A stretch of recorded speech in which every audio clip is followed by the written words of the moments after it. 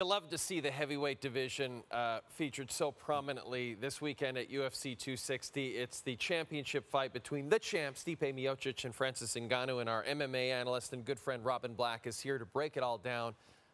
Robin, we start with Ngannou. 10 wins in the UFC, 9 of them by knockout or TKO.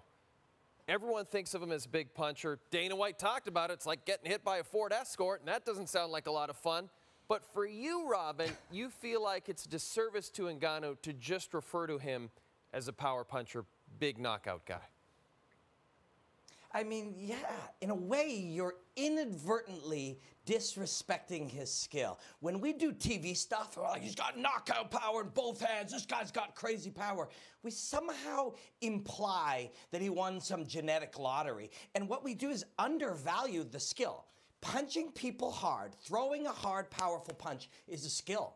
It's a neurological skill like hitting a fastball. It's a technical and physiological skill like doing gymnastics or high jumping. It's a trained skill. It's not something he was born with. Just because he's big and strong, you don't automatically punch hard. This man is a highly skilled athlete. And it's very easy to undermine that by just throwing cliches about power. And then, you know, I think the thought process here is that it's probably going to go long, and Ngannou is probably going to try to knock him out early on, and Miocic is going to try to take him to those championship rounds again like he did in the first fight and the way he was able to prevail in that first fight.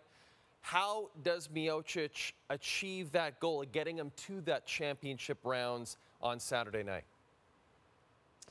It's a really fascinating dynamic, and if they were to fight 1,000 times, it would be fascinating 1,000 times. It's because if you're Ngannou, you literally are like a sprinter, and Stipe Miocic wants to make him fight a marathon. And if you're Ngannou, you don't hold back in hopes that you're going to be better later. You play to your strengths, which is sprint, recover, put it on this guy. A lot of variables that apply to both guys, and one of them is that cage is normally 30 feet. Now it's 25 feet, smaller. So it's tougher to get away from him, but it's also to get away from Ngannou, but it's also easier to try to get him to the cage. So all these dynamics are at play, and it makes for a fascinating fight. How do you see it going on Saturday night? How do you see it playing out?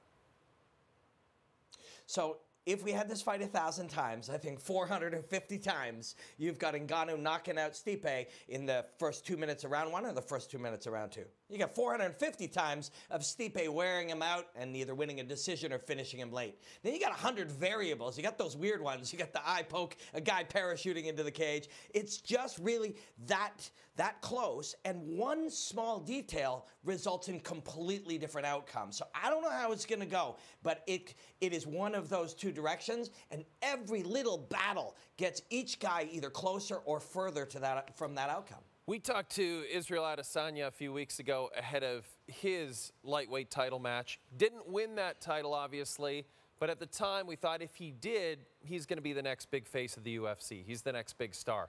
You feel that if Ngannou prevails over Miocic this Saturday, that Ngannou has a chance to be that next big star? You know, when you walk down the street and there are fights on, every now and again, people will yell, "Hey, TSN's Robin Black, what's going to happen with?" And they're asking me about this Francis Ngannou guy. That only happens, you know, days out from a fight when Conor McGregor is fighting. It never happens on a typical time. Hey, TSN's Robin Black, who's going to win? Francis Ngannou. And so he really has captured people's imagination. Of course, the highlight reels have him knocking guys' heads like a Pez dispenser and all of that. But there's something about him as well. His story, you know, the difficult road he's had from working in sand mines all the way to fighting for the title. It's all of those things. But yes, he has the potential to inspire a lot of people. And the winner of this heavyweight fight we'll get John Jones. We'll be able to welcome John Jones into the heavyweight division, so that's interesting in itself. Robin Black, it's going to be an amazing pay-per-view and a lot of fun. I know you're going to be watching and breaking it down for us here at TSN, so enjoy it on Saturday night.